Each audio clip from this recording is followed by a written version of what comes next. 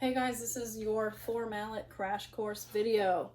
A lot of the same stuff that I talked about with 2 mallets will pretty much apply to 4 mallet techniques, such as, using the wrist, where we stand, our posture, how far high or low our wrists are in relation to the keyboard. And there are actually some technique things that kind of transfer a little bit. So let's just chat about this really quick.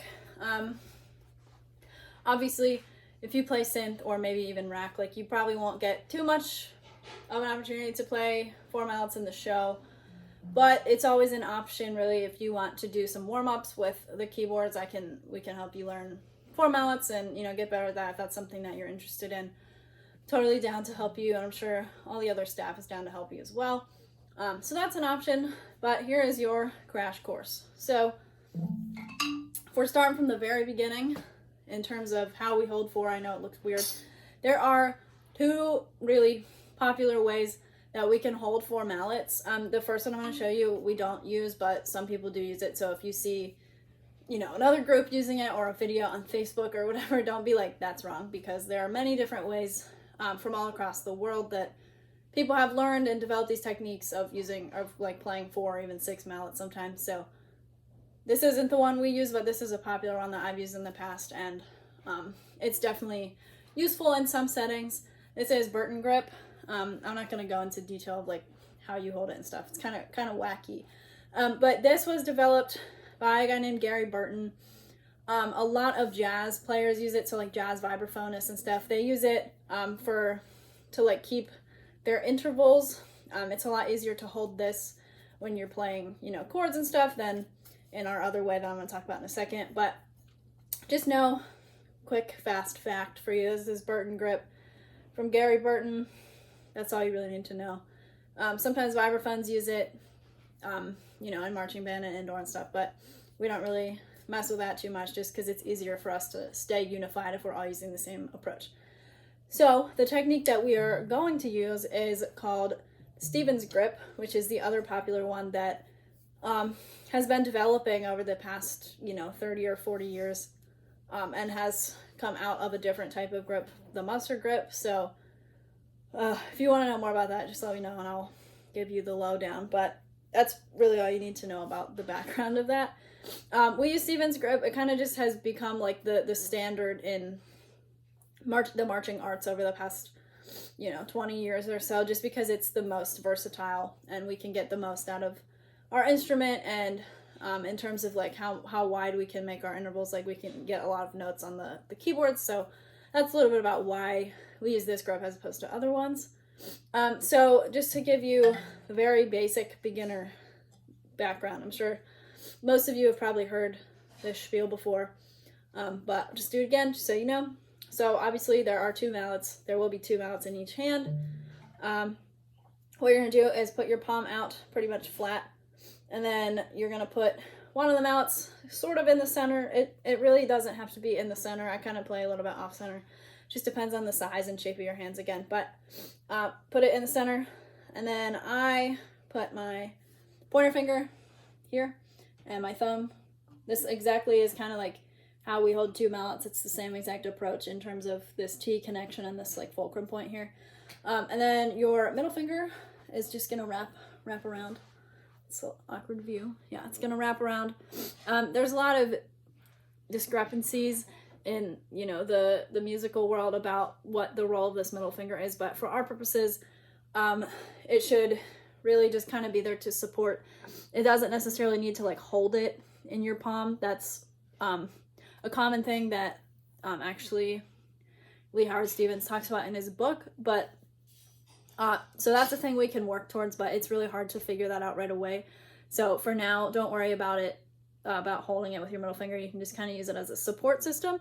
So it kind of just lays in there. And if I were to take off all my fingers except for my pointer, it kind of just hangs out there, and you can impress your friends by doing this. You're basically holding your mallet upside down with one finger. But how this works is that obviously you're holding by your pointer finger, but it's kind of sitting in this fatty area.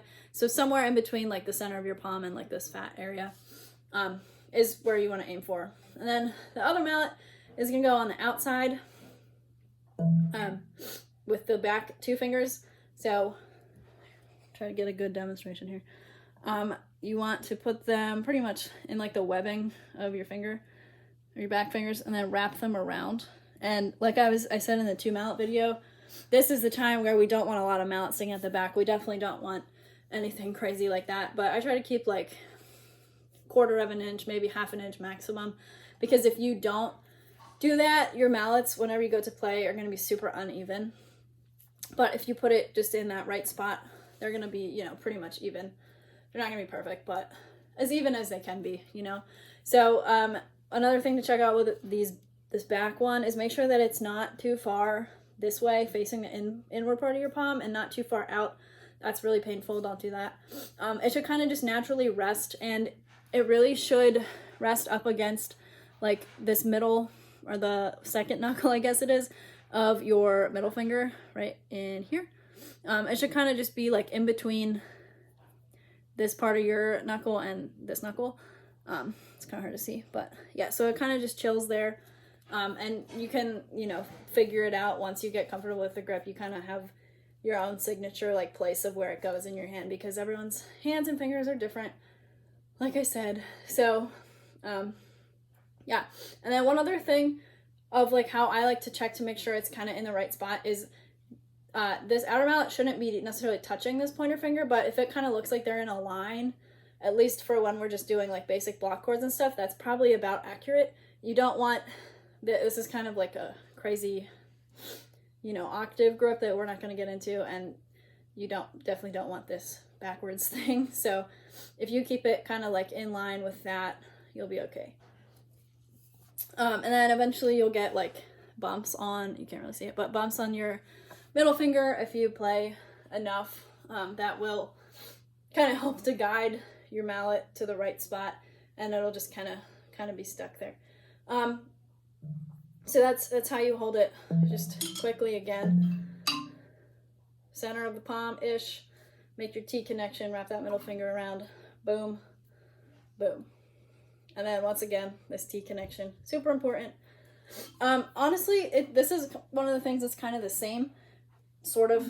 It's a little bit different, I guess. But whenever we play like block chords, especially so when we play our,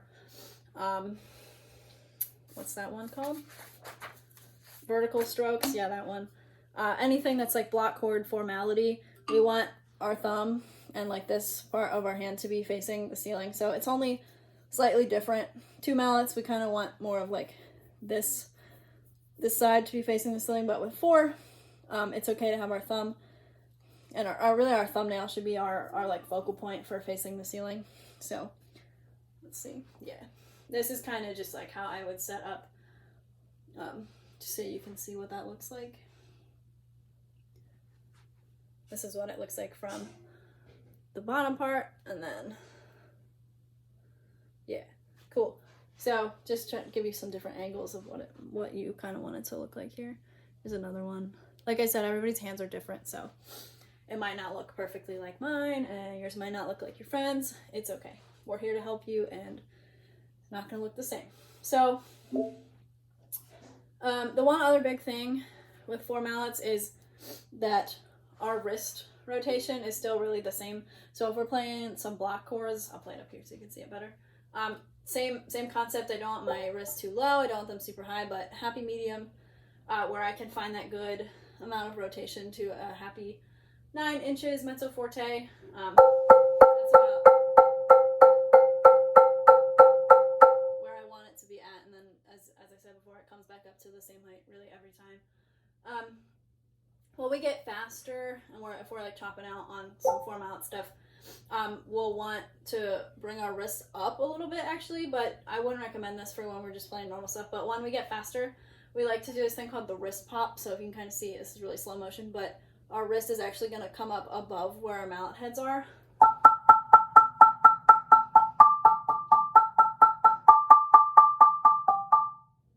And that just helps to give us a little bit more rotation when we're playing super fast. We probably won't get there for a little bit, but just so you know, make sure that when you try to play faster, one, you can bring your heights down, that's okay, but also you don't want this motion. You actually, like I said, in 2 mallets, I think it was, When you play faster, you want to think about using the smaller muscles and actually kind of using less muscle, because if you think about it, like when you're running, you're using a lot of your body, but if you're like just lifting with one arm, you're only using, you know, this part of your body, like your left toe doesn't really matter when you're pumping iron this way. So it's kind of the same concept here. You want to use smaller muscles and think about using less muscle, smaller muscle groups when you play faster. Cool. So one common thing that I see kind of going along with that is when we try to play loud block chords, which we will in vertical strokes, we're gonna want to have this tendency, which is this, if you can see what I'm talking about. You see how my wrist is like staying in one position, it's not moving at all? My wrist shouldn't stay in this upward angle. It really should start like here with a little bit of arm. It's okay to have a little bit of like residual arm motion, but you really want it to be wrist and then arm, wrist. That was very exaggerated, but your wrist is like the quintessential thing here. So if I'm playing my block chords, you can see how my wrist is doing most of the work. This is all wrist. My arms aren't really moving, but if I wanted to get a little bit more height, my wrist is still doing most of the work, but I have that a little bit of extra added arm motion in there just to get that extra height. And we don't really necessarily need that too much, especially when we're playing faster. But yeah, just think of this motion being wrist, a little bit of arm, wrist. So wrist, arm, wrist. Always in slow motion. Looks like that. Cool. I guess in this video I'm going to talk a little bit about four mallets, but also inner mallets, because we might play a little bit of that. Most of our 2 mallet exercises are fair game, so if we were playing bubblegum with our inside mallets, we could totally do that. Cool. That's not really something we focus on too much, or we won't focus on for a little bit, but it's definitely a good skill to have, especially for, you know, our mallet players, because we do have a lot of times where we don't have time to switch to 2 mallets, so we just use the inside mallets and we keep the same grip for that. So for inner mallets, there are, like, for literally everything in mallet playing ever, there are a lot of different options, we'll say, of what you can, how you can go about it. And there's this way where literally like your outside mallets are as close to the keyboard as they can be, and then there's the opposite where everything rotates from this upper axis and you go down, and that's really difficult to do. Same with this. This is really hard to do. People do it, groups do it, and it turns out good for them, but what I found the most success for myself and for my students is that if we find a happy medium where our outside mallets are, we'll say, about a dynamic level or so less than the mallets that we're playing with, that's a really comfortable position for them to be at. So this is kind of like what the ideal position would look like if we were playing at like full extension. So my inside mallets are at, you know, my healthy 9 inches. My outside mallets are at like 6 or so. Like, so it's like mezzo forte, mezzo piano-ish. And then this is the toughest part for everybody. You're gonna need to rotate around your outside mallet. So this is what it's gonna look like in the air. If I'm starting here and I come up, this is what my rotation looks like. This is really slow motion, but you can kind of see how my outside mallet is not really moving necessarily. It's just kind of rotating in a circle. So if we were to take this out, there we go. You can just see the threads of this yarn just like rotating. It's not going to be perfect. I know some people have probably watched videos of people that like have like picture perfect outside mallets that don't move, but like that's unrealistic for us. So yeah, a little bit like that. And then if we're gonna play, we'll just play some bubblegum, I guess.